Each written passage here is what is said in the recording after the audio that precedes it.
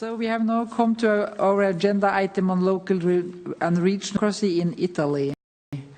Co-rapporteurs Mr. Jacob Wienen from the Netherlands and Mr. Stuart Dixon from the United Kingdom will make a presentation on the draft recommendation on behalf of the Monitoring Committee. This is the document CG 33, 2017-17.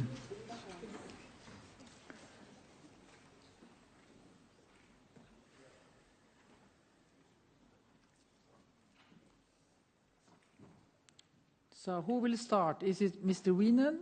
Yes? Okay, Mr. Wienen, you have the floor and you have 6 minutes. Thank you, Ms. Chair, dear colleagues.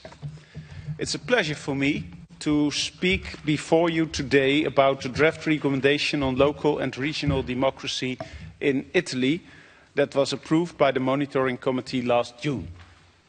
Together with my co-rapporteur Stuart Dixon, we visited Italy from 21 to 23 March 2017. We were assisted by Professor Angel M. Marino, Chair of the Group of Independent Experts of the European Charter of Local Self-Government. We first held meetings in Rome and later in Venice, where we met a delegation from Belluno.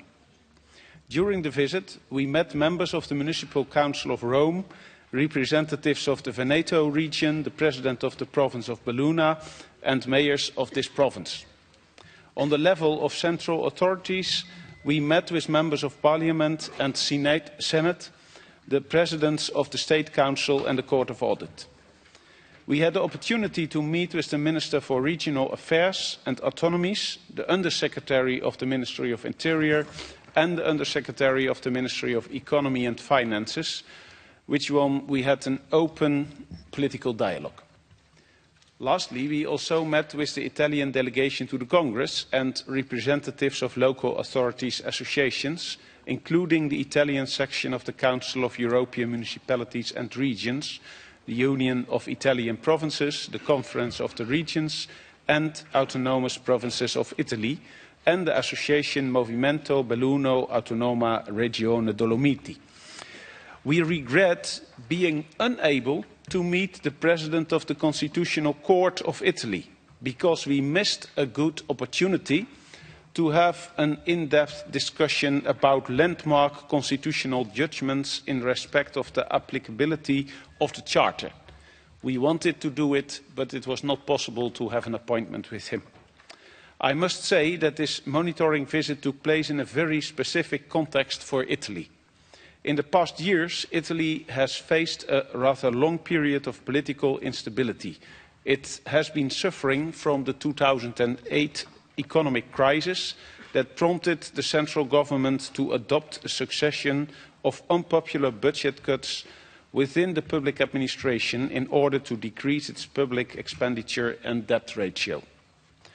Since the last Congress recommendation, Italy has carried out a set of reforms to foster decentralization in the country, aimed at increasing political and financial efficiency of local governance. We note positively that the Italian government has undertaken a long process of threefold administrative decentralization at local, provincial and regional level, and that the principle of local self-government is soundly anchored in the Italian constitution. The most important reform relating to local governance is embodied in the Del Rio Act of 2014, which notably intended to revise the division of competences between the different levels of government. The powers of the regions were strengthened and a new level of government, metropolitan cities, was created. The downside of this reform was the weakening of the role of the provinces, because their scope of competences was reduced and direct elections of their running bodies were abolished. This measure constituted a potential first step towards the abolition of provinces. However, the 2016 referendum put that reform into question, as Italian citizens refused to see the provinces disappear. So the government disappeared. In the light of the results of the referendum, the rapporteurs suggest reconsidering the policy of gradual downsizing and abolition of provinces through restoring their competences and providing the provinces with necessary financial resources for accomplishing their tasks. The country is still facing multiple other political and structural challenges. My co-rapporteur, Stuart Dixon, will now speak about the issues of compliance with the Charter that need to be improved in Italy. Thank you for your attention. Thank you very much, Mr. Wiener. Mr. Dixon, you have the floor and you have 6 minutes. Thank you very much. Colleagues, as my co-rapporteur has already mentioned, like many other European countries, Italy has been suffering from the economic downturn and severe financial crisis. And that has prompted central authorities to adopt perhaps what may be described as corrective measures regarding public finances and expenditure in order to ensure budgetary balance and to curb the continuing public deficit. However, as part of the General Financial and Economic Plan, central government have imposed budget cuts on the running costs of local authorities and reduced the amount of state transfers. Nevertheless, it seems to us that those measures have affected local authorities disproportionately. Perhaps that's a phrase that we would have recognised in many countries. In particular, with regard to the provinces, such financial constraints prevent them from accomplishing some of the most basic of functions, and that is a matter of concern. We are therefore concerned about the significant decrease of financial resources for local authorities, particularly the provinces. Moreover, we were informed during our discussions that local authorities affected by budget cuts have not been appropriately consulted before the implementation of these measures. Our delegation would like to encourage the Italian national authorities to reconsider, in consultation with local authorities, the calculation of budget cuts and to lift the financial constraints imposed on local authorities to ensure adequate and sufficient financial resources are available to them. We also recommend that local authorities should be effectively consulted, notably through the representatives of their national associations, on all financial matters that are of direct concern to them. Secondly, we have noted that representatives of the provinces and metropolitan cities do not receive appropriate financial remuneration for the discharge of their responsibilities, and that Italian local authorities suffer from a lack of qualified personnel. This means that they can no longer offer career prospects to attract qualified candidates because of the structural reforms and the budget cuts that have been implemented in past years. Consequently, we do call on Italian national authorities to revise current limitations in relation to local human resources, particularly for the provinces. We also call for the establishment of a system of fair and appropriate remuneration for representatives of the provinces and the metropolitan cities. In addition, we continue to be concerned about the absence of direct and universal elections for the running of the provinces and the metropolitan cities. This is an issue which was raised in a previous Congress recommendation of 2013 regarding provinces. It's regrettable that nothing has been done about that. I would also like to remind you that direct and universal elections are a cornerstone of local democracy. That's why, again today, we are reiterating that direct elections should be introduced at provincial level and also established at metropolitan city level in Italy. In addition, we recommend that members of provincial and metropolitan councils obtain the right to vote on the dismissal or censorship against their president or their mayor. In our view, this would increase political accountability of these people to the provincial and metropolitan councils. We are very concerned with the financial situation of the Italian regions, having a statute which is much weaker than that of some of the regions which have special status. Indeed, regions with ordinary status have less taxation power and are more dependent on state transfers. We also suggest revising the current formula of the equalisation system to smooth out differences in financial resources of regions based on the principle of territorial solidarity, with the objective of offsetting the differences between regions in available revenue or in the cost of providing services. Finally, I would like to mention that there is also a debate as to whether or not Italy complies with Article 11 of the Charter relating to the right of recourse of local authorities to a judicial remedy. In fact, contrary to the regions, Italian local authorities are not empowered to bring direct legal actions before the Constitutional Court. We have therefore concluded that Article 11 of the Charter has not been violated because local authorities do have access to regular administrative courts to defend their statutory rights, and we think this is how the provisions of the Charter should be interpreted. We hope that you will adopt the draft recommendations, and we stand ready to answer any questions. Thank you. Thank you so much, Mr. Dixon. The debate is now open, and we have a speaking list. Dear colleagues, I will remind you that the speaking time is still 2 minutes. The first speaker is Xavier Cadouret from France, and the next speaker will be Volodymyr Prokopiev from Ukraine. Please, Cadouret, the floor is yours. Merci, Madame la Présidente. Je voudrais revenir Thank you, Madam. I would like to mention paragraphs 2 and 3 in the report. The principles contained therein, the rapporteurs are saying, in spite of the positive things in the Constitution and the recognition of the Charter long term, there are problems with implementing all this. Because, as they say, our Charter is an intermediary between the Constitution and the law, and they have to go through administrative tribunals. The rapporteurs say that this is a considerable obstacle to the possibility of invoking the direct application of the Charter in various different administrations.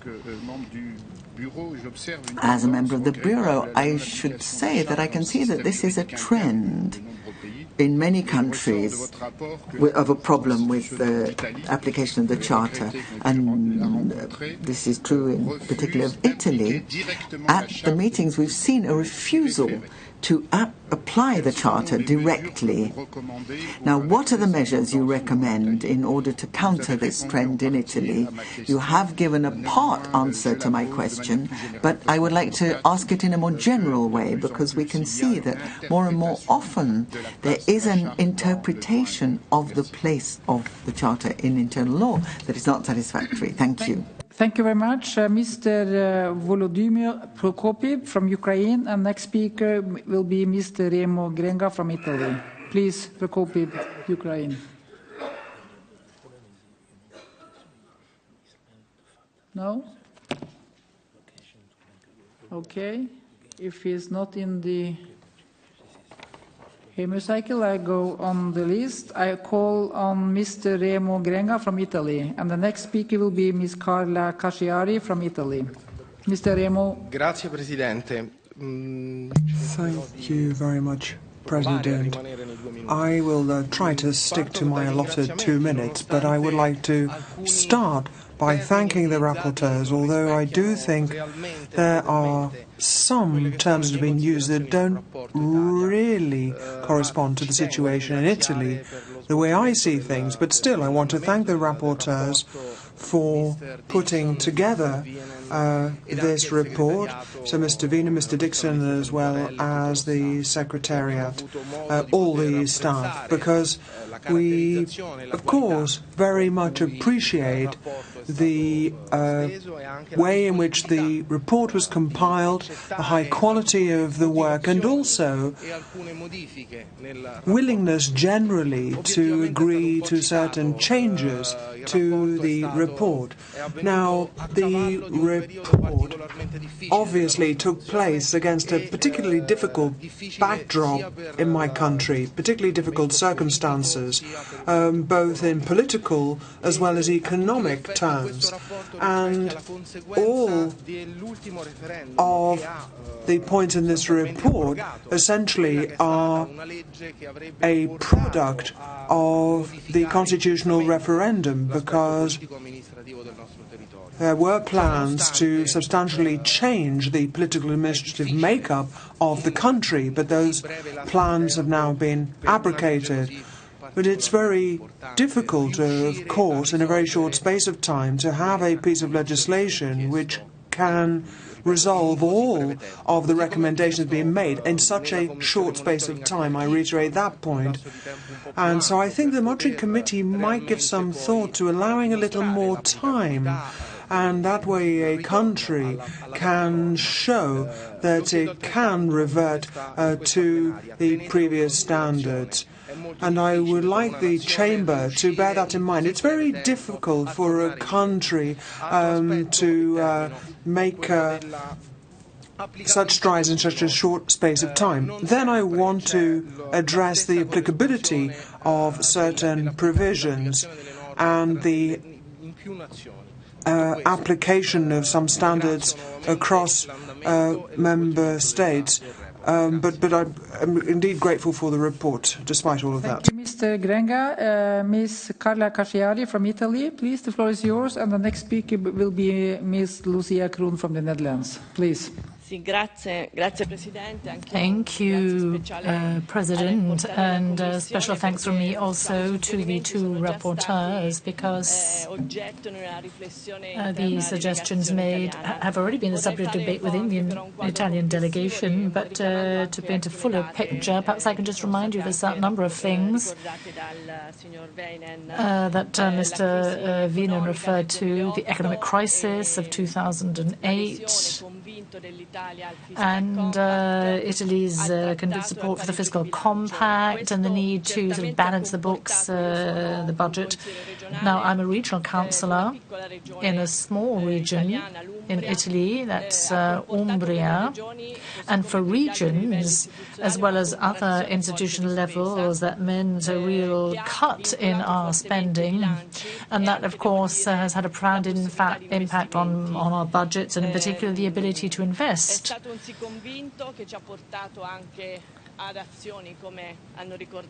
And that has led to the kind of thing that the Monitoring Committee has referred to in terms of institutional reform at various levels of government, starting with the abolition of the provinces. That started with the 2014 Del Rio Act, but that process was interrupted following a democratic constitutional referendum that was held, and which changed the general direction that the government had been moving in previously. But there was also a reduction in the number of members of the Chamber of Deputies, and the Senate would be reorganized along federal lines. Those were also part of the reform, and now are suspended. And as far as the regions are concerned, we've seen a loss in terms of competitivity, and we haven't been able to erase the differences between regions with ordinary status and those with a special status. But perhaps I can conclude on a more positive note. Hopefully looking forward to a better future. We're seeing an economic recovery, certainly in the first quarter of this year. And in June, that has meant we managed to put an end to the recruitment ban, and we're seeing a slight improvement when it comes to the finances of local authorities as a result of the budget adopted. Lucia Kroon from the Netherlands, and the next one will be Mr. Carlo Riva Barzellotti from Italy. Please. Thank you, Mr. Chair. I would like to thank the rapporteurs for this interesting report. And I'm very happy to hear that the principle of local self-government is explicitly recognized in domestic law. This is something that we would also really like to see in the Netherlands. There were several issues that caught my eye in the report. First of all, one of the conclusions is that the quest for greater autonomy had to be reconciled with other interests, such as fight against crime infiltrations in local authorities. I would love to hear more about this quest, since the issue of undermining or subversion is the translation, I think, is also an issue that local governments in the Netherlands face, also with regard to the upcoming municipal elections in March 2018. There is currently a large discussion within the Netherlands municipality about this subject, especially about the fact that a resilient society and resilient and integral local politicians, civil servants and other local representatives are vital in combating crime infiltrations and other forms of undermining in local government. I'm really interested in the discussions about this topic in Italy. What are the ideas and suggestions that come up in such a discussion? This is currently not included in the report, but I think it would make an interesting addition in already a very elaborate report. Secondly, even though decentralization efforts are made by the Italian government, it is important that there are sufficient financial resources available to deal with these decentralized responsibilities. This is, of course, not only an issue in Italy, but in many member states of the Council of Europe, especially since the start of the economic crisis. Perhaps we could draft a political declaration of all member states stressing the importance of financial autonomy and local revenues. Because if local budgets are cut, local revenues should increase. Thank you, Mrs. Chair. Thank you so much. I call on Mr. Carlo Riva Versellotti from Italy, and the next speaker is Madam Simona Manca from Italy. Please. Presidente, colleghi, President, colleagues, I should like to congratulate the rapporteurs, Mr. Bean and Mr. Dixon, for an excellent job of work, which gives us a snapshot of the dramatic situation of Italian provinces. In recent decades, Italy has made significant efforts to promote self-government and decentralization. However, the concerns expressed in the recommendation are based on objective violations of the Charter to the detriment of the provinces. We've got problems in terms of financial autonomy. We've got an infringement of the role of administrators who have been declassified, downgraded to the status of volunteers. I mean, you know, this is an antiquated idea why only rich could hold such offices. Italy has drawn the attention not only of the Monitoring Committee but also of the highest officers of the Italian state to these shortcomings.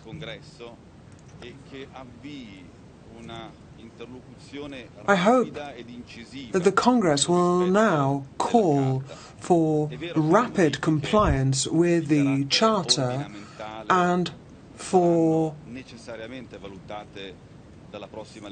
provisions to be put in place in the next Parliament. But in actual fact, modifications can already be made in the Budget Act, which is currently completing its budget through Parliament, the budget for 2018, in Section 7 and 9. The idea being to defend democracy and the rule of law. And if there are shortcomings, then we have to remedy them. And in view of the seriousness of the situation, our National Association calls on the Congress to take immediate action before November in respect of the Italian government and Parliament. Ms. Simona Manca from Italy is the next speaker. I give the floor to you, and the last speaker will be Mr. Piero Fassino from Italy. Please, the floor is yours. Thank you. I too would like to thank the rapporteurs for their report. Comes at a very opportune time on the subject of local and regional democracy in Italy. Now, as a provincial councillor, perhaps I can just concentrate on the parts of the report dealing with provinces, although, of course, the report is very rich and detailed. And I think the provinces are an emergency situation. There's the issue of representativity, the powers of the provinces, those have been outlined. But I think the biggest problem at the moment, the most urgent matter, is the fact that we've emptied the coffers of the provinces because they can't levy their own taxes as a result of the Stability Law 2015, 2017. As I say, the coffers of the Italian provinces have been just emptied, and there has been a cut on their 1 billion in 2015, 1 billion in 2016, 2 billion in 2017, in terms of a shortfall of their income. And the same thing would apply in 2018, according to the sort of Finance Act.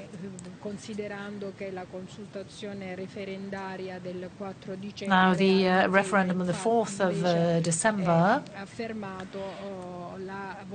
bucked the trend and showed that the Italian people are keen to see the provinces continue as an institution. And therefore, I would appeal to the Congress to insist or press upon the Italian authorities the need to abide by their own constitution and the principles contained in the European Charter of Local Self-Government, because the financial situation facing the provinces has led to devastating impact when it comes to schools, sort of upper secondary, rules, roads, libraries. Many of these institutions are facing closure. So I think we should see the Congress appealing to the Italian authorities, asking them to act. It's by the 31st of December that the finance bill has to be adopted. So I think now is the time to appeal to the Italian authorities for some effective action. Thank you, Mrs. Manca. And the last speaker, I call on Mr. Piero Fassino from Italy. Please, the floor is yours. Yes, I too should like to thank the rapporteurs, and for reasons of time I will focus on a handful of issues. Now, local authorities and communes have been an integral part of the makeup of Italy since medieval times, and they are an essential component of the institutional and social architecture of our country, and the constitution states that the Italian Republic is made up of the state and the regions and the local authorities and communes. And that is why all of these different tiers of government are provided for under the Constitution. Now, I have been a president of the Italian Association of Local Authorities, and we have seen a huge cut in our resources. And many governments, many of your European governments, call on Italy to reduce its public debt. And they call on Italy, in order to do so, to institute austerity policies, and these are precisely the kinds of policies that cause such suffering to local authorities. I mean, we need more money, and so I really do think that your governments need to be more reasonable when it comes to any discussion of the public deficit and debt in Italy. Now, thirdly, the provinces. The constitutional reform that was put to a referendum and which was not approved called called for a transformation of the provinces, and they would go from being a state institution to a regional institution. Now, the reform was not approved, and that means that we are now faced with the task of redefining the role of the province in the institutional architecture in the light of available resources. Now, right now, the state budget is being debated in Parliament, and there, of course, is a chapter on resources for the provinces as they can continue to carry out their statutory duties. Then, final point, direct and indirect election. The metropolitan cities and provinces are elected by the local authorities in their regions. In other words, this means that people who've been elected by voters take part in elections to those bodies. Now, the French Senate cannot be deemed to be an illegitimate or undemocratic body because it is a second tier of elections. And that is the case in Italy. So I'd like to stress that point. But at all events, this system is also under discussion. And when the time comes to define the respective roles of the provinces and the metropolitan cities, then of course we will also turn our attention to this issue of the direct elections. Thank you. Thank you very much. That concludes the list of the speakers. And then I ask the rapporteurs if they want to reply. Mr. Wienen, you wish to reply to the speakers? Please, 3 minutes. Yes, I think so. It should be not so very kind if we don't want to reply. Thank you for all the comments and for the compliments. The first point about the applicability of the Charter, Mr. Cadoret brings up that point. I have already said we would discuss it with the President of the Constitutional Court. And it is very bad that it was not possible to do that. And I hope that if we will have a post-monitoring visit to Italy, and I come on that subject in my next point, I hope that we can have this discussion. But you are right, it's not only for Italy. For Italy, it's important to have the discussions with the most important court, the Constitutional Court. But in Europe, we should have discussions. What does it mean if we have an international treaty, we have signed it, and what does that mean for the application, the direct application of these treaties? And we will make a report about the 30th anniversary of the Charter, and I think that this is an issue we should consider in that report. Then the point of, especially of the provinces, maybe Stuart will so say something about it, but I think several speakers have said, the situation we have now, we cannot hold because the referendum has abolished the new law, and so the old situation is established again, but there are no finances, there are no possibilities for provinces to function. So there must be new legislature. We have legislation. We have asked for that, and I think that it will be good to have a post-monitoring visit to Italy to discuss with the Italian government the laws they are making to make the question sound again, because so as it is now, it cannot stand. Then Ms. Kroon, it's very good that you have brought on the table the point of the crime infiltration. I think that Italy has a bad reputation on that with the mafia, etc. We have discussed it. It was not a very long debated point because there were other issues. What we said about it was that it is so important to have transparency, to have clear procedures, and to have determination to fight against this form of criminal activities.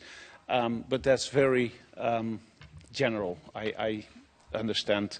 But it is an important question. Maybe it's good to speak about it further. One point, the financial resources, that's everywhere in Europe a problem. I don't think that there is any monitoring visit to a European country in which it is not a point, that the financial resources of local government are a point of concern.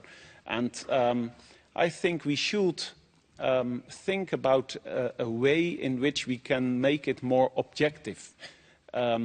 Not only the complaints, but also means to consider it and to look to different countries where it is a real problem and where it is the normal complaint of every expenditure.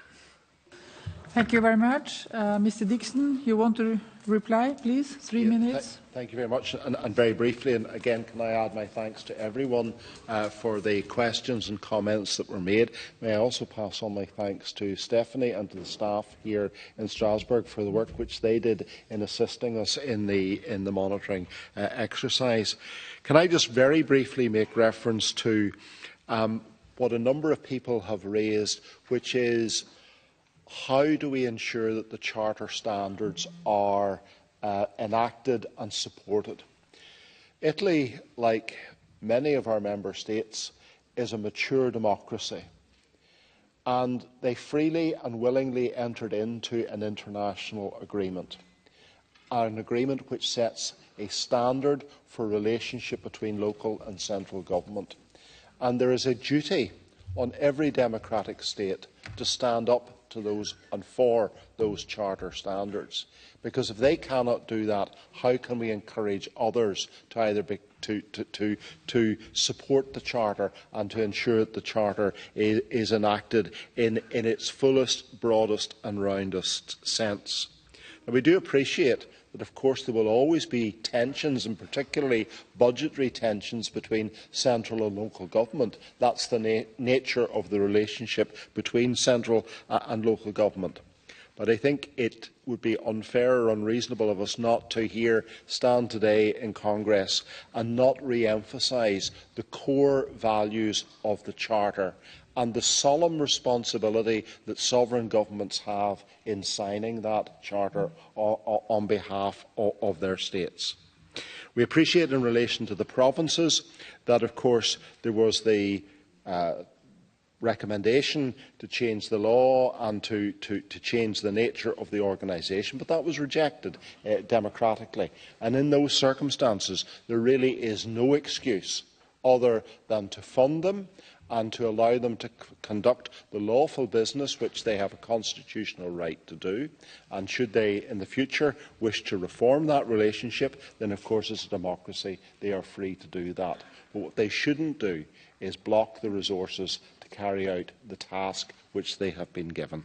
So again, can I thank all the questioners and you and the staff here for the work that we did in respect of that, and to support YOS in the recommendations that we will make in a post-monitoring visit.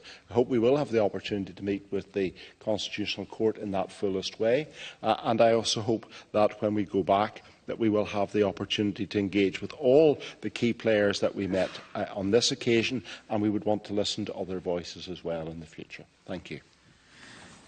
Very good, and thank you so much to the rapporteurs and to the staff making this report. The debate is now closed, and we come to the consideration of the draft recommendations, which is contained in document CG 33, 2017-17. And again, 2/3 of the votes cast are required to adopt the recommendations. We have one amendment has been tabled, amendment number 1, and I call Mr. Vincenzo Niro from Italy to present the amendment. You have 1 minute.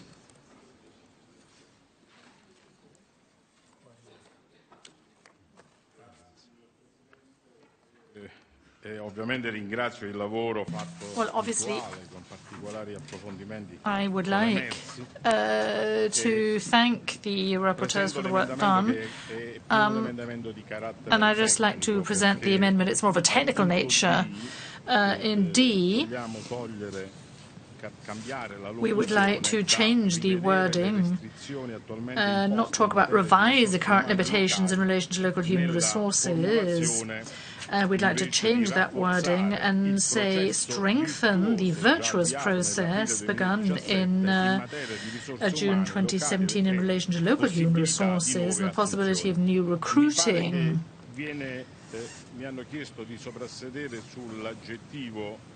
Now, I've been asked to perhaps consider deletion of virtuous, but following the adoption in June 2017 of 9.6, where mention is made to hiring, there's a rule according to which there's a possibility available to local authorities in certain circumstances to hire staff. So I think that ruling has been changed, and the present rule has taken from 25 to 75%. This possibility with regard to local authorities. They have more than 1,000 inhabitants, so that percentage has now been taken to some 90% when it comes to hiring staff. That's why we use the adjective virtuous, because I think we are already moving in the right direction in terms of the proposal made in the recommendation. So I hope that the Chamber will vote in favour. Does anyone wish to speak against the amendment? Okay, so what is the opinion of the rapporteurs? Please, Mr. Dixon. Thank you very much. And it is just simply a matter of the use of the word virtuous in the sentence. I think from an English perspective, we don't think that the word is necessary in the proposal. However, we do agree with the amendment because you have strengthened it from the word revise in subparagraph 5D to the word strengthen, and I think that is where the added value comes, and I think that's where the thrust of your amendment comes from. And so we would be content with strengthen the process begun in June 2017. I think the word virtuous is superfluous. Okay, thank you very much. I will now put the amendment to the vote, and the vote is open.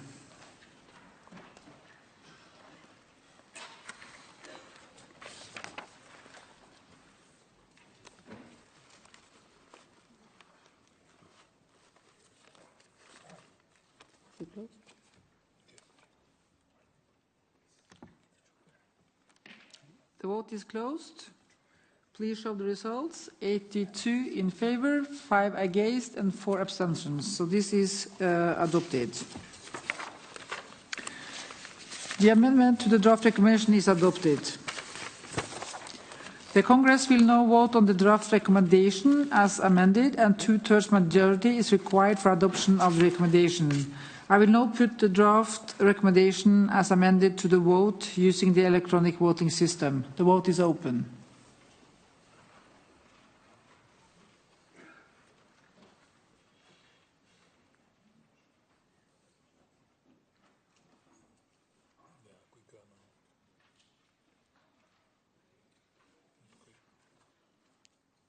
Okay.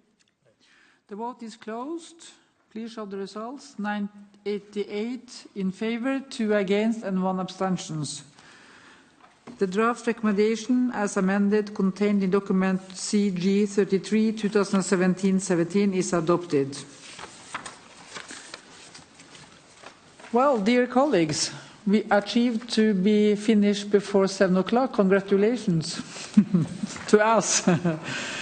I remind you that we are invited to the inauguration of the exhibition on the Czech regions and a reception in the lobby of the hemicycle, organized by the Union of Towns and Municipalities of the Czech Republic and Association of Regions of the Czech Republic.